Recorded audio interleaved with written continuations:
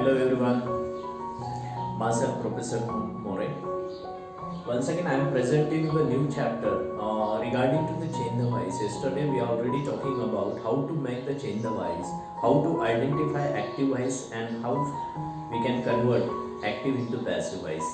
हमने एक इंट्रो देखा था, चेन द वाइज को कैसे बनाते हैं, कैसे पहचानते हैं, उसका फॉर्मेट क्या होता है, पैसिव वॉइस का फॉर्मेट क्या था, ये सब हमने देखा था। सब्जेक्ट कैसे आते हैं, उसके केस कैसे लिखते हैं, सेंटेंस का टेंस कैसे पहचाना जाता है और उस तरह से कैसे सेंटेंस में कन्वर्ट करते हैं, हम लोगों ने ये देखा था। अभी हम लोग देखेंगे कुछ ऐसे सेंटेंसेस जो हमको यहाँ पे देखना बहुत जरूरी है। तो हम लोग आज कुछ अलग सेंटेंस देखेंगे, कुछ सेंटेंस अफर्मेटिव फॉर्म में, कुछ सेंटेंसेस नेगेटिव फॉर्म में कैसे बनाते देखते हैं। पहले उसके पहले कल जो हमने चैप्टर पढ़ा था उसमें से पैसिव वॉइस का फॉर्मेट जो हमको लिखना बहुत जरूरी है। वंस अगेन हम लोग देखते हैं पैसिव वॉइस का फॉर्मेट क्या होता है।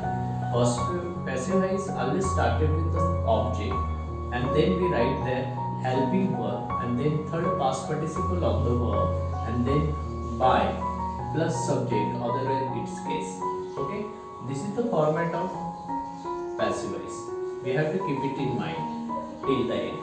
हमको पूरी तरह से इसको लास्ट तक ध्यान में रखना बहुत जरूरी है। हम लोग कुछ सेंटेंस देखेंगे। फॉर एग्जाम्पल he challenge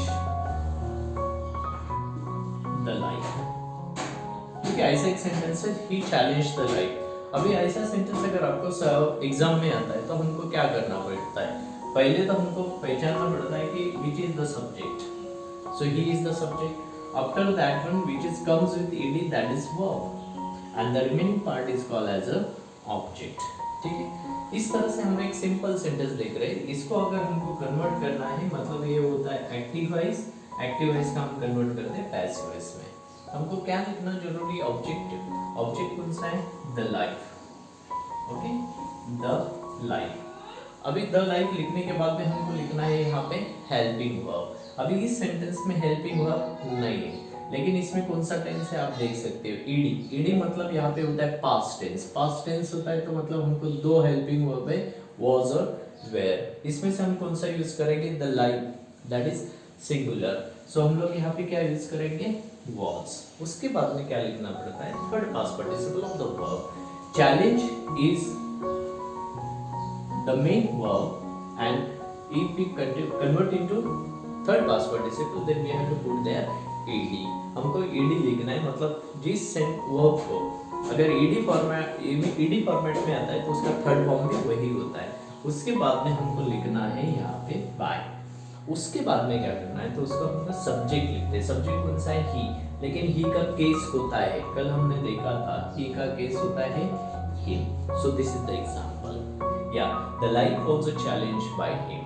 अगर ही चैलेंज द लाइफ, अभी इसका एक महत्व है, there is some importance in the conversation। what happen if you using the some words those are in passive construction, so it is more impressive, yeah, really very impressive। if you just say like this, yeah, the life was a challenge by him, but if you are just putting the absence of subject and its case, so it is also once again yeah, the life was a challenge। if you are talking about him, so there is no need to put by him। if he says said in this way, yeah, the life was a challenge, yeah, the life was challenge, the problem was solved, everything means, it means that in the conversation if you are using the passive construction, so it is the most impressive format, so keep it in mind, okay, that is also important। for example, another a sentence I would like to take on, for example, they help the needy people, they help the needy people। now you can also once again identify which is the subject, subject is they, then help is the verb and the remaining part called as a object। so once again we can put into the same format, what is the object, the needy people, the needy people, okay। उसके बाद में हमको क्या लिखना पड़ता है, यहाँ पे हेल्पिंग वर्ब। अभी हेल्प है जो वर्ब है उसको देखना है, यहाँ पे इसको कौन सा भी सफिक्स नहीं है, बराबर है ना, यस है ना ईएस है ना ईडी है। अगर नहीं है तो इसका मतलब होता है प्रेजेंट टेंस। प्रेजेंट है तो हमको 3 वर्ब लिखने पड़ते हैं, कौन कौन से, एम, इज, आर। उसमें से हम कौन सा लिख सकते हैं, यहाँ पे पीपल है, पीपल है इसलिए हम लिखेंगे यहाँ पे आर। उसके बाद में हमको लिखना है थर्ड पास्ट पार्टिसिपल। हेल्प का थर्ड पास्ट पार्टिसिपल क्या है, तो उसको ईडी हमको कन्वर्ट करना है, ठीक है। उसके बाद में हम लोग लिखेंगे यहाँ पे बाय। हमारे पास सब्जेक्ट कौन सा है, दे को कन्वर्ट करते हम लोग देम में। So this is the needy people are help by them, इतना सिंपल है। So in this way we can just make the so many sentences active into passive construction, but that is the basic introduction of change the voice. Yeah, we are going to learn in the very deep level how to make the changes into active, passive into active voice. Okay, so let's see another example. Now pay attention. For example, is there some sentences in negative format, then how we can just make them into passive construction. Okay, let's see. I would like to take one example. He did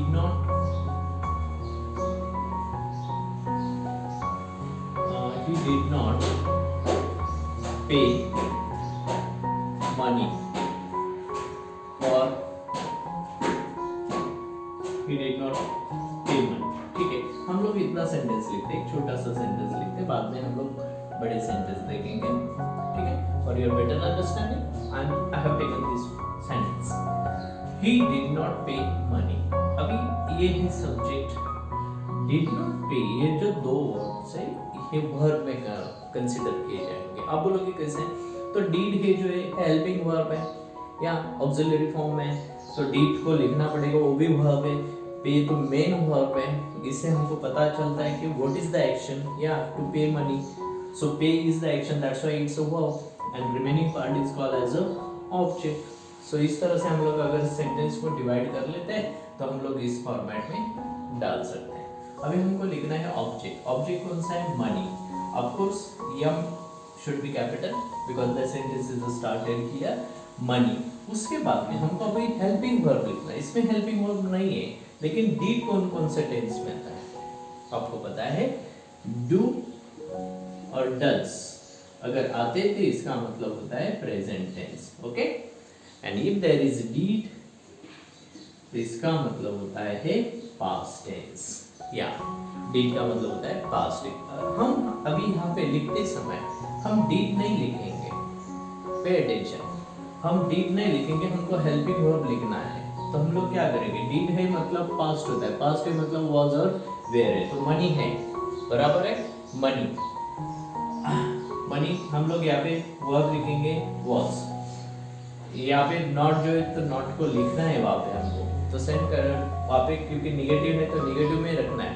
negative का हम लोग positive form में नहीं ले जा सकते, उसको affirmative construction नहीं कर सकते, इसलिए वाज नॉट बराबर है, तो पे का थर्ड फॉर्म आता है, उसके बाद में वो होता है paid.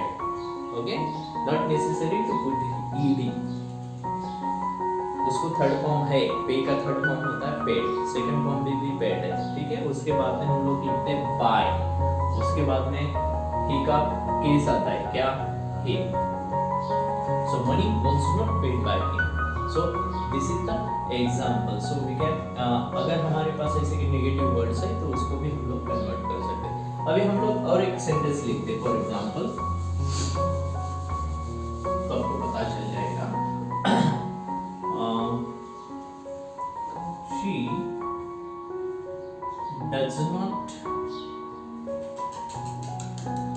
She does not get the proper idea. Okay, अभी ये सेंटेंस है, इस सेंटेंस को हमको पैसिव में कंस्ट्रक्शन करना है, तो इसका सब्जेक्ट होता है, ये दोनों हो जाते हैं वर्ब और रिमेनिंग पार्ट है ऑब्जेक्ट। ऑब्जेक्ट को हम लोग शुरू में लिखते हैं, what is it, the proper idea. Okay, हम अभी डज है, डज का मतलब होता है कौन सा टेंस, प्रेजेंट। प्रेजेंट में है तो कौन कौन से यूज करेंगे, एम, इज, आर, उसमें से प्रॉपर आइडिया एक है, इसलिए हम लोग लिखेंगे यहाँ पे इज, यहाँ पे नॉट है तो हमको नॉट यहाँ पे लिखना जरूरी है। इज नॉट, गेट का थर्ड फॉर्म होता है गॉड, उसके बाद में लिखते हैं बाय, बाय के बाद में लिखते हैं शी का केस होता है हर। Yeah, the proper idea is not got by her. So, once again, I would like to repeat. If there are some sentences, those are in negative format, so you can convert into passive forms when we are carrying the same meaning. Yeah, we are carrying the same meaning. But what is the importance? Actually, object is the important in the passive voice. But what happened in active voice? Subject is the important. किसने किया तो active voice है, क्या हुआ that is important तो वो है passive voice. इसीलिए बहुत सारे सेंटेंसेस हैं, इसीलिए हमको एक्टिव का पैसिव कन्वर्ट करना बहुत जरूरी होता है। और पैसिव का एक्टिव में भी कैसे जाते हैं वो तो हम लोग बाद में देखेंगे, अलग चैप्टर में देखेंगे। हमको ये देखना बहुत जरूरी है। सो वंस अगेन मैं आपको यही बताना चाहूँगा कि बहुत सारे सेंटेंसेस हैं जो कन्वर्सेशन करते समय आपको बोलना बहुत जरूरी होता है। कुछ ऐसे सेंटेंसेस हैं जिनको पैसिव में अगर आप बोलते हो तो उसका सच में बहुत अच्छा इंप्रेशन मिलता है। और कुछ सेंटेंसेस ऐसे हैं, बहुत सारे सेंटेंस ऐसे होते हैं, हम अगर किसी पैसेज में पढ़ते हैं या किसी भी सेक्शन में पढ़ते हैं तो वो सेंटेंस का पैसिव मीनिंग बहुत अच्छा लगता है, पढ़ने को भी अच्छा लगता है और बेटर अंडरस्टैंडिंग के लिए भी बहुत अच्छा होता है। क्योंकि अगर हम किसी के बारे में बात कर रहे हैं तो सब्जेक्ट वो हो जाता है वहाँ पे पैसिव फॉर्म में चला जाता है। इसलिए क्या हुआ, उसने क्या किया, दैट इज इम्पोर्टेंट। इसीलिए सब्जेक्ट इम्पोर्टेंट है तो एक्टिव होता है और ऑब्जेक्ट इम्पोर्टेंट है तो पैसिव कंस्ट्रक्शन होता है।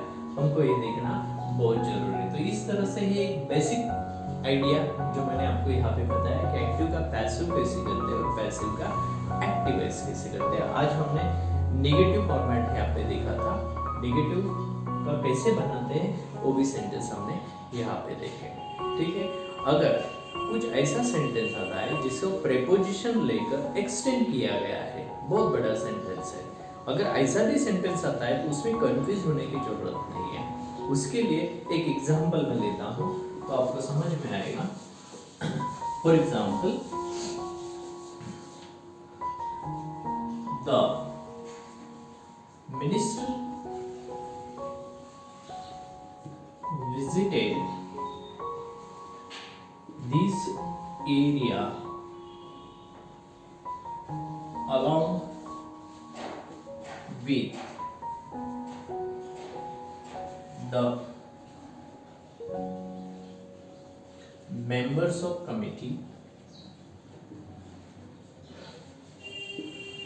members of committee on last Sunday।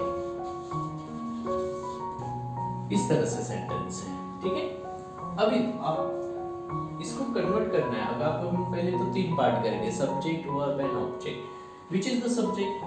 We are talking about the minister.